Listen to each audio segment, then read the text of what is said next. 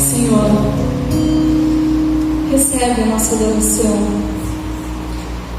de cada um que está aqui em conjunto. Que seja louvado no nosso meio,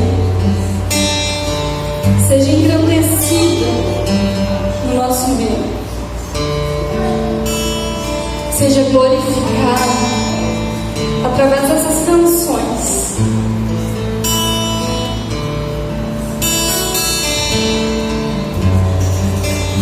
Tu és o único Deus a quem amamos, de quem dependemos e que desejamos que seja o centro das nossas vidas. Por isso nós te damos glória. Louvado seja o teu nome.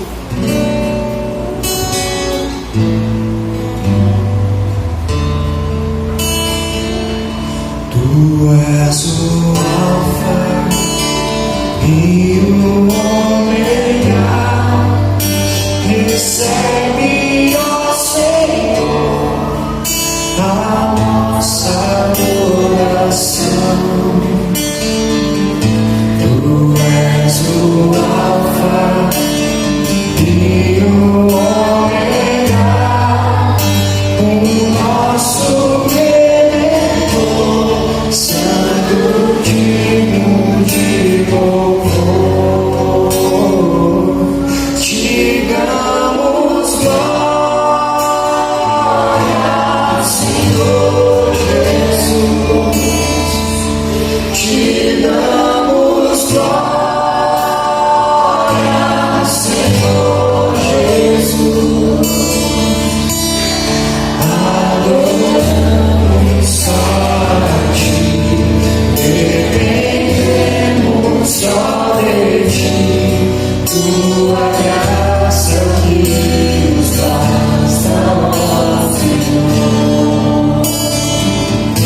Tu és o Alfa e o Ômega. Recebe, ó Senhor, a nossa adoração. Tu és o Alfa e o Ômega, o nosso Redentor, Santo, digno de louvor. Te damos glória, Senhor Jesus. Te damos glória, Senhor Jesus. Adoramos só a ti, dependemos só de ti. Tua graça que nos basta, ó Senhor.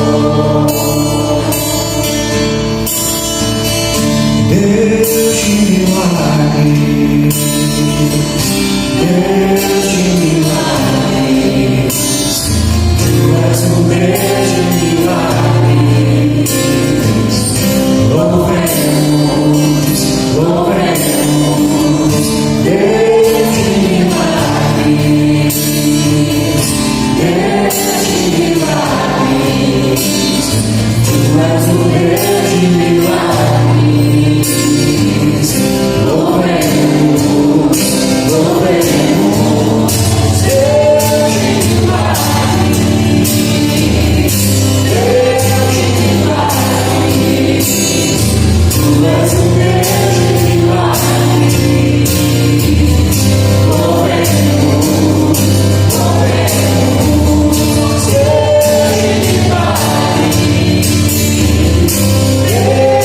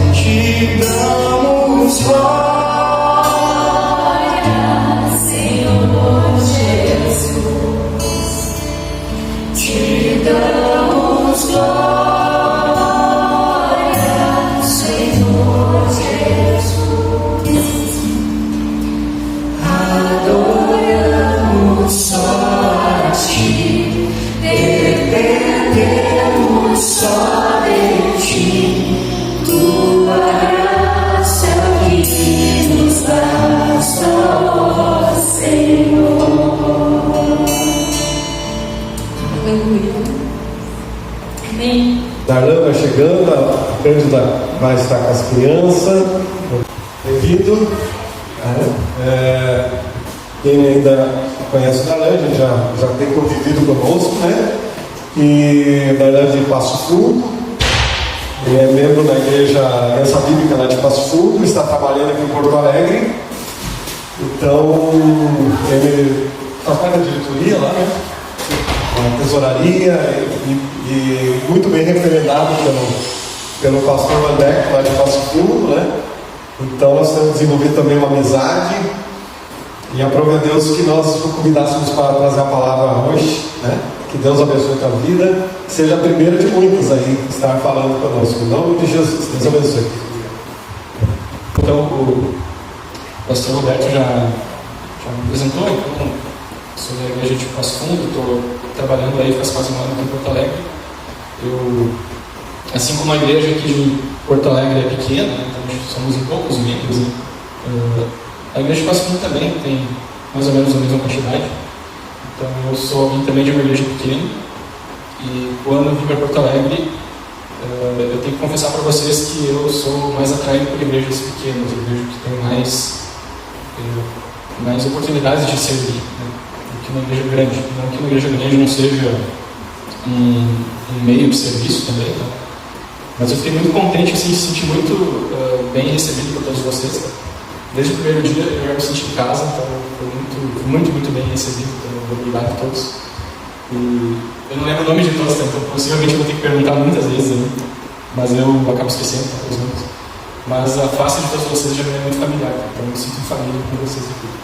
E obrigado por dar essa confiança também, essa oportunidade para eu estar aqui hoje compartilhando um pouquinho sobre a palavra de Deus. Bem, o estudo que eu preparei, na verdade eu já dei essa mensagem lá no Passo Fundo, que faz parte de uma série de 4 estudos que eu tinha preparado, que falam sobre algumas parábolas sobre o reino de Deus. Lá em Mateus capítulo 13, você vai encontrar uma série de parábolas, todas são 7 parábolas, onde Jesus ensina princípios sobre o reino de Deus. São aquelas parábolas que começam assim, né? Geralmente, o reino de Deus é como alguma coisa, daí tenta passar uma lição, uma mensagem. Né? O estudo de hoje aqui é sobre as parábolas do grão de mostarda e do fermento. Elas vão estar lá a partir do versículo 31 de Mateus 13. Você já pode ir abrindo a sua Bíblia ali, que eu já volto, tá? Eu já vou dar prosseguimento nesse texto. Antes de tudo, as parábolas elas têm um propósito muito bem definido, tá?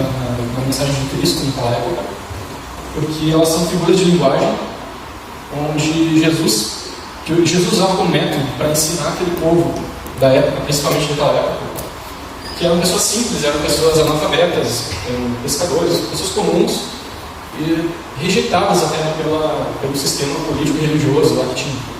Os judeus, por exemplo, os mestres judaicos, essas pessoas não eram nada para eles. E o nosso rei, nosso Senhor Jesus, o interessante é que ele começou a sua obra não pela via política ou religiosa, que tinham acesso às escrituras, mas pelos rejeitados.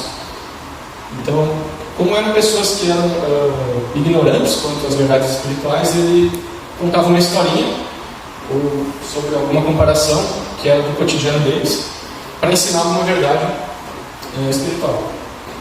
Então as parábolas não eram para criar um mistério indecifrável. Toda parábola ela tem uma lição muito bem definida. Algumas parábolas de Cristo ele fazia de propósito, né?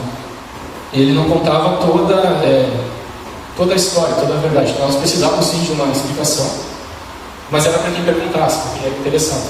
Então, lembrando, né, que Jesus ele também tinha inimigos ali, então, que ficavam atentos a tudo que ele falava. Então assim, ele podia ensinar algumas coisas sem ser acusado diretamente, né? Ser contra o cinema, contra os livros da época. Ao todo, no Novo Testamento nós temos 44 parábolas, mais ou menos aí metade delas falam sobre o reino de Deus, tá? Vamos começar então pela parábola do grão de mostarda.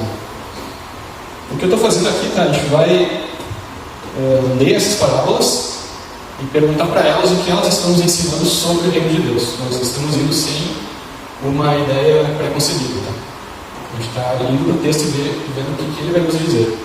Nós ainda não sabemos, vamos ver. Mateus 13, 31 e 32 vai falar sobre a parábola do grão de mostarda. Vai dizer o seguinte: e contou-lhes outra parábola.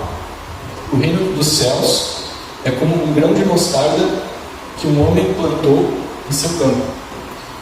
Embora seja a menor dentre todas as sementes, quando cresce, torna-se a maior das hortaliças e se transforma numa árvore, de modo que as aves do céu vêm fazer os seus ninhos em seus ramos.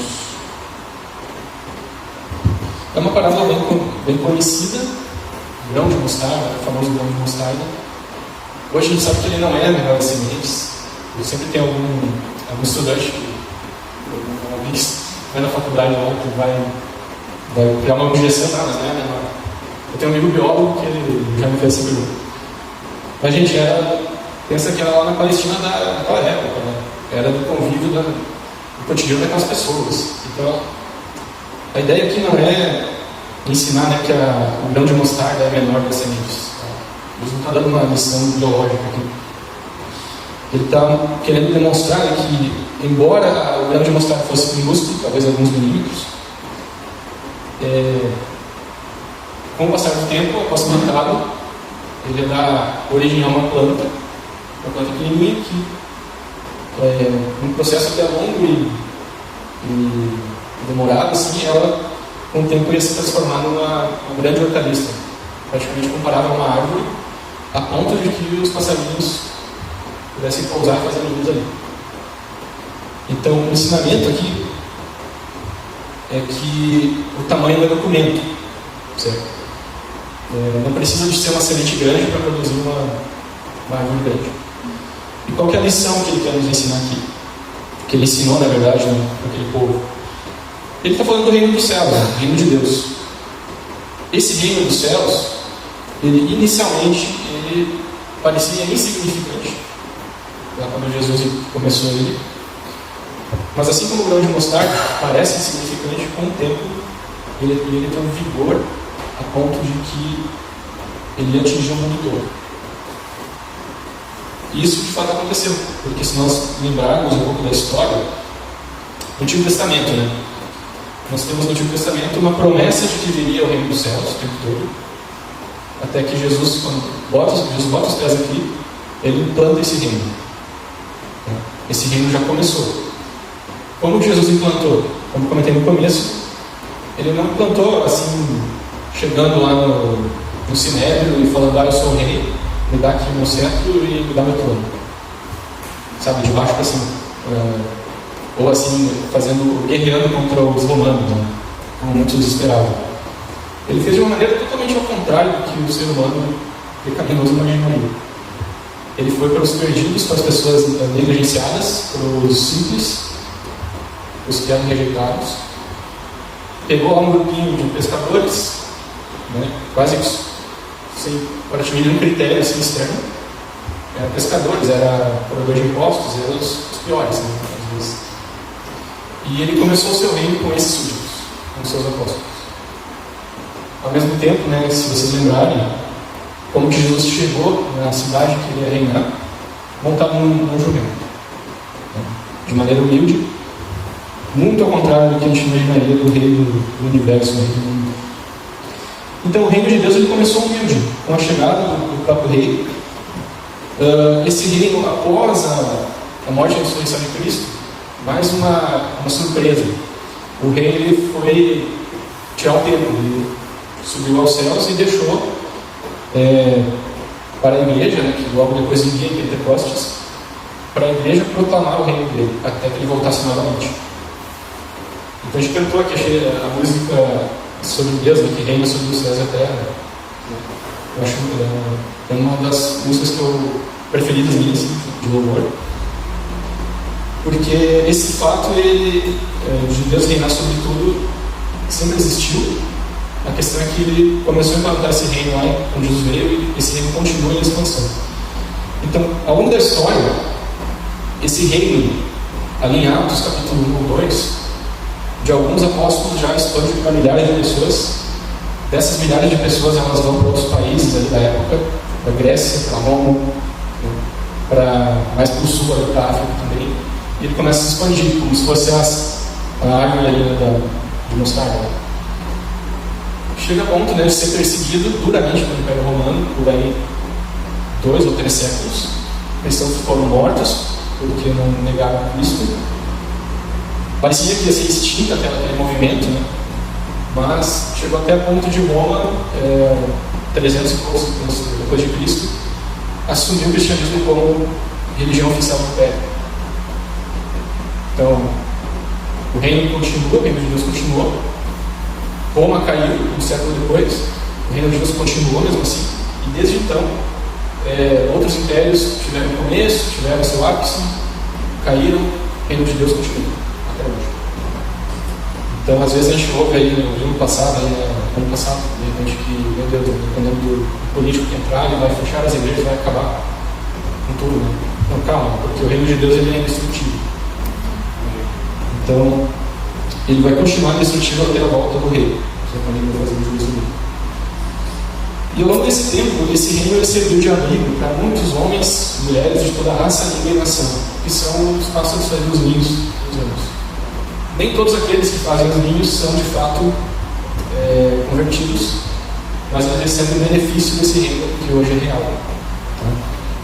Então, toda essa lição, né, ela mostra que a partir de uma pequena semente que o Espírito Santo faz com que cresça, que Deus faz com que cresça, ela tem um grande potencial para expandir de maneira inacreditável, como aconteceu. Continua acontecendo ainda. Um detalhe, tá? A missão da igreja, isso tudo, porque reino de Deus e igreja não são a mesma coisa. O reino de Deus é o domínio, o governo de Deus sobre toda a criação. Quem é da igreja faz parte, quem é cristão verdadeiro faz parte. Tá? Mas a igreja, ela veio logo depois do Pentecostes, tá? E a igreja mesmo, assim, é a comunidade dos cristãos que são selados pelo Espírito Santo, que entenderam a mensagem do Evangelho, e são os eleitos também, e aqueles que vão, de fato, viver na eternidade com Deus. Na igreja agora local, né, onde a gente está, a igreja que a gente fala do dia a dia, isso é parte de outro estudo, né, mas essa igreja vai reunir aí todo tipo de gente. Vai ter o cristão verdadeiro, vai ter o que não é, vai ter o que é convencido, vai ter aquele que apenas diz que é crente, né? Só que lá na frente o próprio Jesus vai fazer essa separação no juízo dele. Então a missão da igreja, de cada cristão, cada um de nós, é anunciar esse reino de Deus, esse mundo. Então a gente não tem duas missões ou outras missões, a missão da igreja é anunciar o reino. Então, se em algum lugar você vê que existe alguém anunciando que tem outra missão, toma cuidado, porque Atos 8, não precisa abrir, vou ler apenas, vai dizer qual é a missão da igreja. Né? Mas recebereis poder ao descer sobre vós o Espírito Santo, e sereis minhas testemunhas tanto em Jerusalém como em toda a Judéia e Samaria, até os confins da terra. Essa é a nossa missão. Então, o que nós podemos tirar para nós hoje, como lição que a gente pode aplicar para nós? Eu diria mais assim para você, pessoalmente, assim, que esse texto me ensina, pessoalmente, também nos ensina. Eu vejo assim que a principal mensagem, a aplicação que ele pode nos dar, é para a gente não subestimar as pequenas iniciativas que estão ao nosso alcance, que Deus coloca sobre o nosso alcance, as pequenas sementes que a gente vê, que a gente pode agir, né? Não pensar assim de maneira, isso aí pode não dar em nada. Cuidado, porque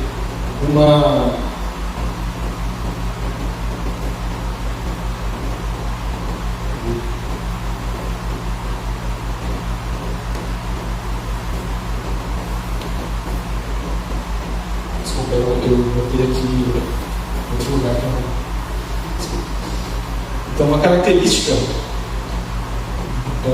do reino de Deus é essa humildade, pequenas iniciativas podem dar grandes resultados. Né? Então, o que a gente pode fazer em relação a isso?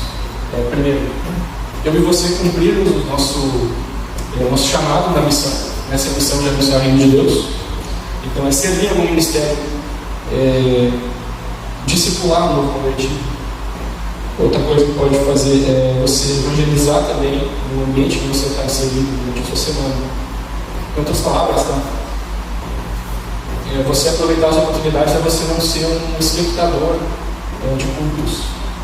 A gente sabe que hoje, né, a gente tem uma cultura no nosso país de igreja evangélica que ou ela é assim, muito carismática a ponto de que acha que o Espírito Santo está fazendo um alvoroço espiritual em todo culto, as pessoas começam a rodopiar, né, e falar em língua, aquela coisa toda, mas não necessariamente aquilo está gerando arrependimento genuíno. Isso tem bastante. Ou também, por outro lado, assim como nos Estados Unidos isso tem, né, é muito característico da cultura deles, a igreja é como se fosse ali mais um compromisso que eu tenho na semana. Assim, quando eu vou trabalhar, eu vou no colégio, vou no clube e vou na igreja. Então, é algo periférico na minha vida. Então isso leva quem faz assim, né, quem pensa assim, acaba sendo um espectador de igreja. A gente vê, né, que a gente é chamado a cumprir a nossa missão, a gente é para ser um trabalhador, a gente é para ser alguém que serve. Então o cristão de fato tem que servir dentro da sua igreja e fora dela, servir ao reino. A gente não tem como mensurar também os resultados que alguma atitude bem simples pode ter, porque a gente não tem como mensurar a ação do Espírito Santo. Muitas vezes, né, eu cheguei a Jesus por pequenas iniciativas que o meu tio teve. Às vezes que ele achava que não era nada, que ia ser um fracasso, mas de repente aqui estou eu. Né? Então, quantas obras, quantas igrejas, né, são implantadas, às vezes por pequenas iniciativas de uma pessoa, um casal, que aquela história, né, conhece amigos do trabalho, evangelizam, começa um pequeno grupo e a coisa vai. Então, olha, é uma característica, né, que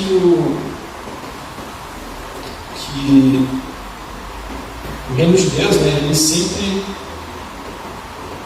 não necessita de grandes estruturas, né, de um grande poder humano, basta apenas a gente seguir com fé em pequenas iniciativas. A Aliança de Passo Fundo, eu sei da história, né, ela tem aí uns 30, 40 anos, eu não lembro, mas ela começou com um casal comum, que conhecia Jesus, que ele se mudou de Caxias do Sul para Passo Fundo, Mineria Paulete, não sei se vocês conhecem. Toda a igreja de lá começou com esse casal que começou a evangelizar pessoas no caminho deles. Essas pessoas foram chamadas, alguns jovens, alguns adultos, se reuniam na garagem deles. De repente criaram várias células. Quando estavam no tamanho maior, eles alugaram um prédio e a igreja está lá até hoje. Esse casal já saiu, foi lá para Itapema morar, e continua ali a nossa igreja, às vezes com mais pessoas, às vezes com menos, mas ainda existe. Então, outra coisa a respeito disso é que não precisa ser uma igreja grande para dar grandes resultados. Tá? Eu não sei vocês, mas às vezes olhar assim para uma igreja lá de Passo Fundo, que já teve lá seus 50 membros, e de repente chega lá e o culto tem aí 10, 15 membros.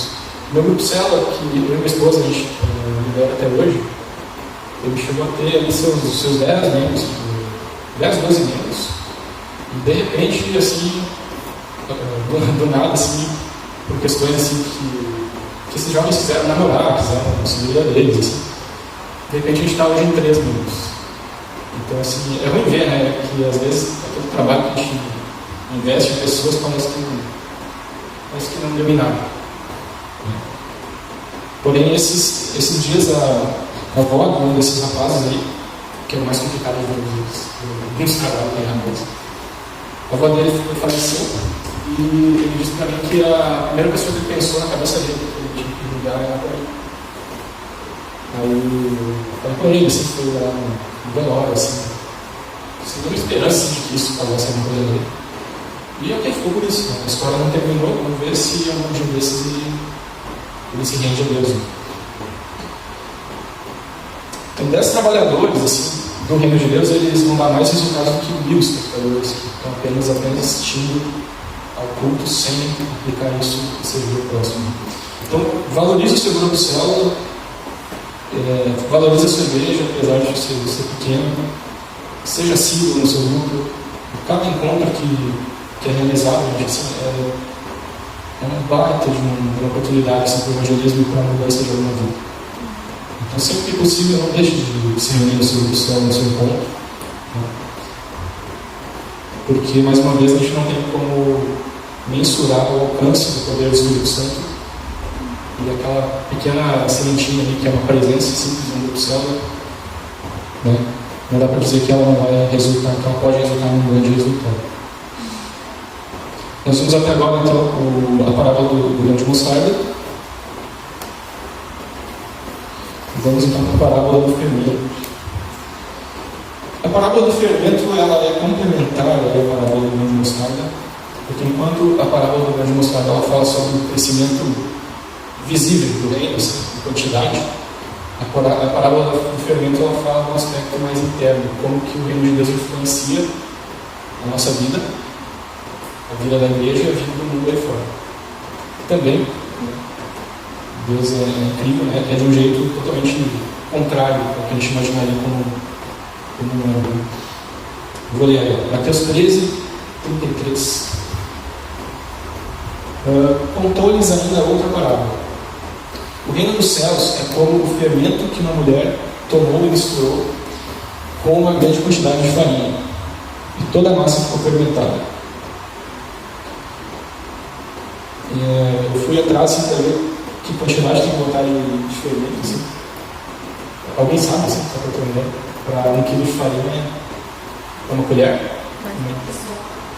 Deve ser. Pode ser uma colher de sopa. Ok, é pouquinha coisa, né? Uma grande quantidade. Não dá para botar. Esses dias eu tentei fazer lá um grosso, assim, pela primeira vez, que saiu horrível, inclusive. E eu não entendi nada de fermento, eu botei o primeiro fermento que eu vi na casa. Ainda bem que, depois que eu vi, ainda bem que eu tinha botado fermento químico, né? Porque ele expande. É só esquentar que ele expande. Exato. E por pouco eu não botei no biológico, que é aquele que. Sim, olha só. Minha esposa falou, né, que é o viver dela, então ficou bom.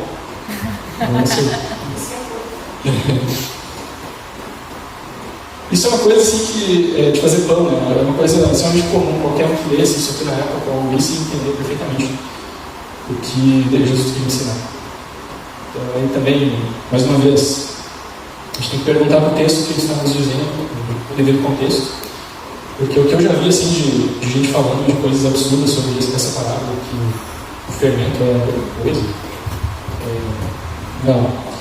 Qual que é a lição que está sendo passada aqui? Né? É que o reino de Deus ele iria crescer sem uma grandiosidade externa, mas ele iria subverter a nossa cultura, a nossa vida, internamente. Uma pequena pitada ali de reino de Deus. Ele influenciar o mundo todo. Porque se misturar de maneira que não é assim como você criar um partido, sabe? Tentar ter uma causa, protestar, o reino de Deus. O reino de Deus é diferente. Ele cresce de maneira invisível, subvertendo o pecado humano. Assim como o fermento, né? Ele é misturado com toda a massa e você não consegue mais distinguir depois o que é farinha, o que é fermento. E ele faz toda aquela farinha lá, grande quantidade, crescer, influencia tudo, né? E quem faz isso, tá? É a ação interna do Espírito Santo. Não somos nós que fizemos essa ação, nós apenas somos instrumentos para. O que nós podemos tirar desse texto? Essa influência, ela se alastra por toda a vida do cristão. Por isso que não dá para ser um cristão assim, só de agenda, aquele que só participa do culto, é um espectador. Porque o reino de Deus ele deveria se alastrar por toda a nossa vida, todas as áreas, né, do nosso trabalho, pelas relações familiares, a nossa ética, a nossa moral, por tudo.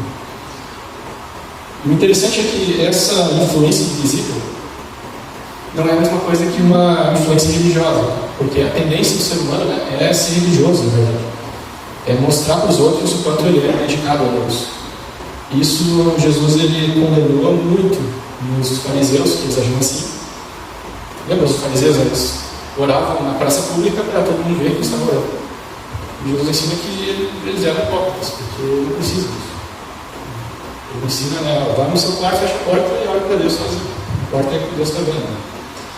Então, olha só, isso é por dentro, tá? Não é assim uma cerimônia religiosa que tem que manifestar, mas a transformação do reino ela vem de dentro para fora, do coração para fora. Isso evita essa questão que é chamada de hipocrisia.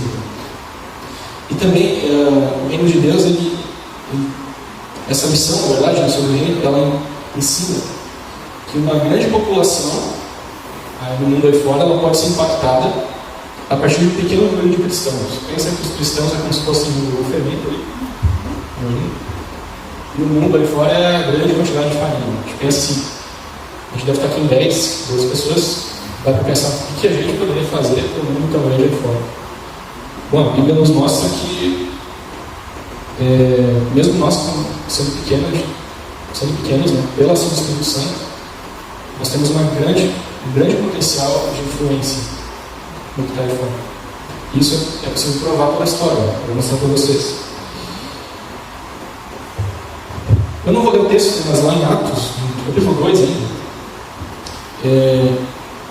já mencionei também, uma pequena quantidade, pequena célula de Jesus lá, os apóstolos, eles começaram a fermentar, digamos assim, a cultura da época. E de uma pequena quantidade de pessoas, depois milhares vieram se converter, e toda aquela região do Oriente Médio, ela foi atingida, todo aquele mundo, o mundo era da mesma época, né? O mundo da época foi impactado pelo cristianismo em poucos anos. Eles não podiam imaginar até que o próprio Império Romano, que era o inimigo, viria a usar o cristianismo como religião oficial, devido à quantidade de pessoas simpatizantes com o cristianismo. Eles influenciaram o mundo da época em pelo menos 3 sentidos, tá? Na religião, porque nas cartas de Paulo você vai ver ele lutando diretamente contra os falsos mestres que queriam ensinar cerimônias dos judeus e misturar elas com o novo ensinamento de Jesus. Então, eles influenciaram os próprios líderes judaicos e a crença judaica. E, de certa forma, condenaram eles também, porque os judeus eles preferem seguir as tradições religiosas do que as escrituras. Aí vem os cristãos, que passaram a ensinar apenas as escrituras e condenar os próprios judeus, que deveriam ser aqueles que eles deveriam ter entendido, né? As pessoas que supostamente deveriam ter entendido a mensagem do Evangelho com mais facilidade. Influenciaram a política, porque o Império Romano ele caiu em cima, né, dos cristãos, perseguiram, mataram muitos deles. Qual foi a resposta dos cristãos? Foi simplesmente dar a outra face. Em certo sentido, eles venceram a perversidade assim, do governo romano, simplesmente se entregando. Então eles não revidaram com violência, eles não criaram um exército de cristãos. Eles apenas se entregaram à morte, muitas vezes. E Deus fez o restante. Deus acabou com o Império Romano algum tempo depois. Também eles influenciaram o pensamento antigo. Se vocês lembrarem, assim, Paulo ele percorreu bastante ali a região da Grécia. Ele discutiu com os gregos assim, também na praças assim, né, que eram dedicadas a isso. O cristianismo chegou a ponto, né, poucos anos depois, a condenar o próprio pensamento grego, né, porque a filosofia grega ela era totalmente baseada ali em idolatria. Então, eles tinham seus deuses gregos e eles explicavam as coisas com base nisso. E a filosofia de hoje, ela teve a sua origem, a origem da filosofia que a gente conhece, ela começou lá na Grécia. Então, olha só, o cristianismo ele conseguiu chegar até a influenciar o pensamento do mundo antigo. Hoje, olhando, né, mais para frente, o cristianismo é consenso, né? O cristianismo ele já influenciou o mundo todo, toda a civilização humana do mundo todo. Ao longo dos séculos, dos anos, surgiram ações sociais, as universidades vieram também de um prisma cristão. As próprias leis e a ética que a gente tem hoje, que eu não sei que existe no senso comum ali fora, qualquer pessoa meio certa da cabeça vai concordar. Como, por exemplo, que é errado você abortar uma criança, que é certo você prender um criminoso, que é errado você, não vai concordar, obviamente, que você sacrificar um humano para uma divindade. No passado, antes da ética cristã percorrer o mundo todo, eu li em um lugar isso, se o casal não escolhesse não ter uma criança, tempo lá de Baal, assim, de Moloque, sabe, lá no Antigo Testamento, o casal ele poderia escolher não ter aquela criança e jogar no lixo. Então, aí veio o reino de Deus e ensina, né, que não é desse jeito, e depois o cristianismo servindo hoje como base para muitas leis que a gente segue até hoje, beneficiando o mundo até hoje. Então, assim, é inegável que a partir de um pequeno grupo de apóstolos lá no começo, hoje o cristianismo influencia o mundo todo. Alguns aí, né, querem licenciar aí algumas coisas, como defender um aborto, por exemplo, mas os cristãos estão ali contra. Né? Então, sim, olha só a ação do fermento no meio da farinha.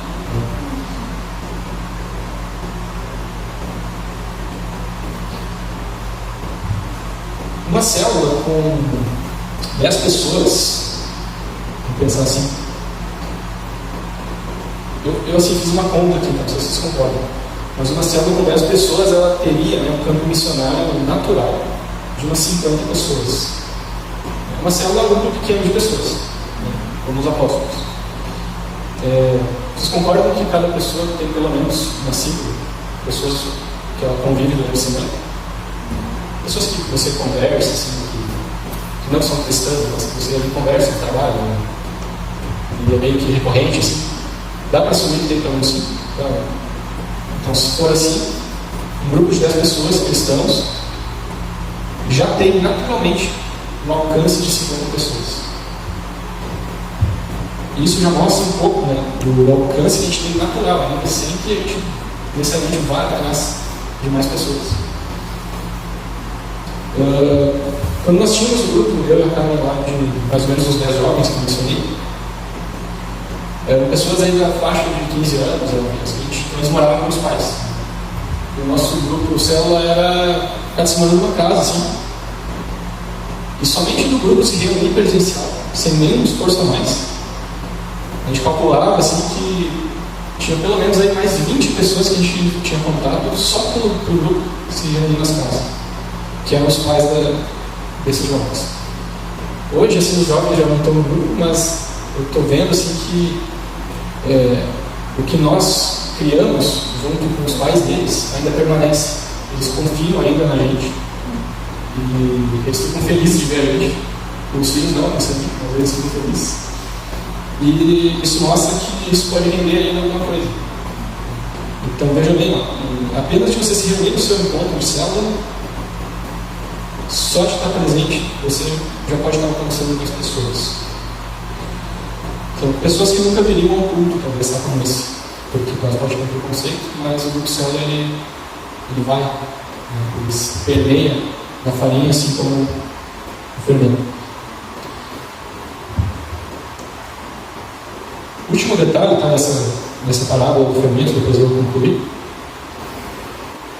é que o fermento, tá, ele precisa assim, se espalhar na farinha, tá? Não ficar recluso só no potinho dele. Já mencionei, mas a gente não precisa de grandes estruturas ou grandes eventos feitos pela igreja para que seja feita uma obra de evangelismo. Né? A gente já tem tudo em nossas mãos. E já é possível fazer de maneira muito barata e simples e talvez muito mais eficaz.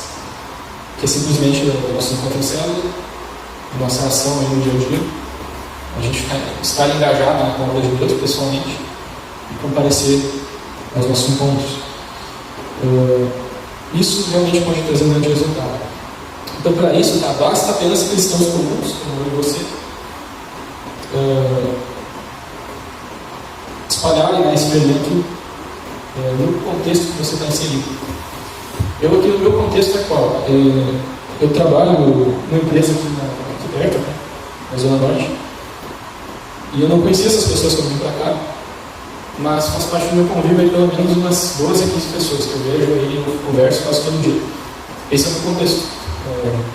Onde que eu vou dedicar a maioria do meu empenho para eu dar um bom testemunho de Jesus, para eu evangelizar, perceber o momento de evangelismo, vai ser nesse contexto. Então pensa, o que traria mais resultado? Cada membro comum olhar para o seu contexto de trabalho, por exemplo, e ver que ali é o seu campo missionário, ou fazer um grande evento de evangelismo numa praça, pregar um gol. Eu não só acho, mas eu tenho visto, ao longo desde o tempo que eu me converti, que o que traz mais resultados é o testemunho de cristãos comuns no seu contexto. Foi assim que eu fui convencido a chegar até Cristo. Talvez o seu mundo seja diferente, mas de muitas pessoas eu posso dizer que foi da mesma maneira.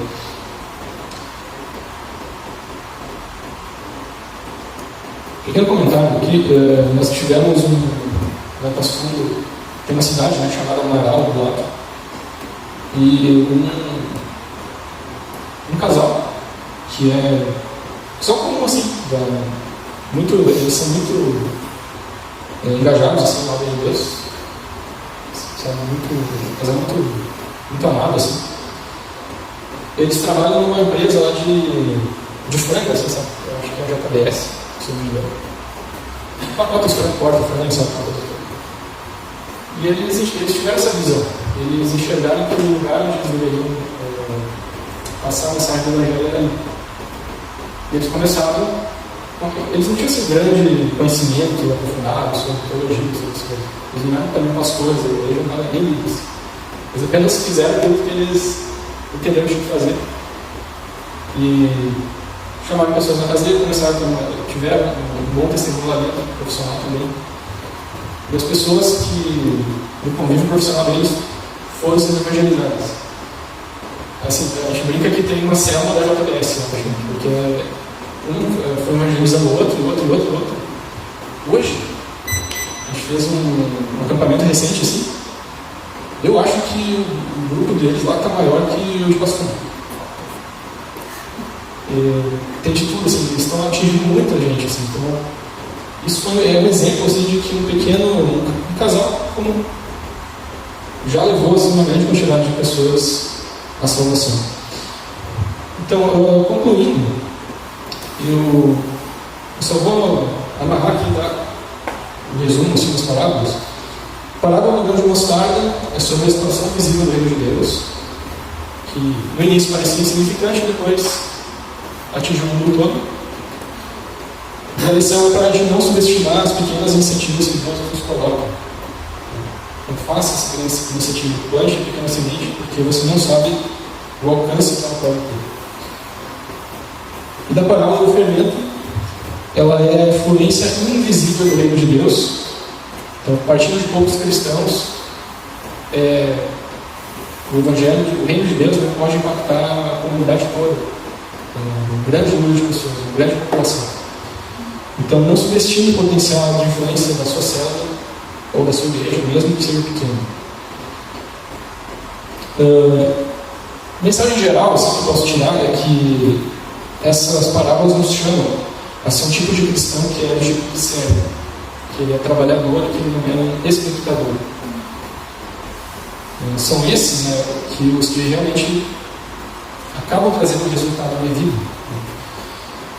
Tem aqui uma mensagem do Ralph Neighbor, é um autor de vários livros de discipulado cristão.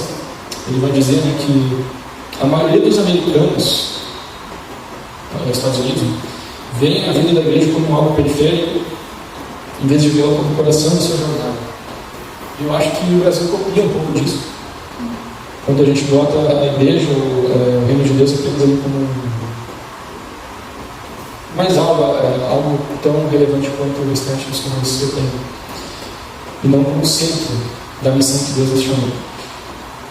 O que fazer então para ser um trabalhador? A gente não tem outro caminho, é se arrepender, aceitar Jesus devidamente, né? Porque sem Jesus, se você ser selado pelo Espírito Santo, não tem como servir. E passar a ser um trabalhador, se caso tem alguma área que você identifique que precise de uma mudança. E também deixar o Espírito Santo fazer crescer, porque às vezes podemos colocar os nossos pesos no Evangelho. Muito pequeno, não consigo, eu não concordo, ou eu acho que assim. Ou a gente amar mais a estrutura da igreja do que as pessoas. Então, parar de amarrar nossos pesos para atrapalhar o Evangelho e a expansão dele. As palavras, sair da frente e deixar o Espírito Santo fazer serviço dele. Claro, usando nós como ferramentas. Então, esse foi os textos que eu ia trazer para nós hoje. Eu digo que isso me faz refletir muito, assim, e vejo para mim assim, muitas coisas que eu tenho que melhorar. Peço que olhem pelo meu estagiário, que eu convidei ele para vir hoje, mas ele falou que tem TCC para terminar. Ele é alguém que eu estou tentando levar a Cristo, assim, e gostaria que eu tivesse hoje aqui, mas peço que lembrem dele assim também. Eu vou fazer uma oração final, vou mencionar esse caso que eu falei para vocês. Senhor Deus, obrigado por essa oportunidade de estar aqui, Senhor, de estar trazendo a mensagem que eu tinha preparado lá para o nosso fundo também. E mais do que uma mensagem que sirva apenas para reflexão, eu peço que, primeiramente na minha vida, isso realmente seja verdade, para que eu fuja da hipocrisia e eu venha de fato aplicar isso na minha vida, que, confessando que muitas vezes a preocupação com as entregas do trabalho, elas fazem me esquecer assim, de tudo isso, né, que o Espírito Santo faz. Então, às vezes eu me sinto também pequeno, assim, e incapaz assim, de fazer determinadas coisas. Eu te peço que isso esteja usando a minha vida, usando a vida de cada pessoa aqui nesse vídeo.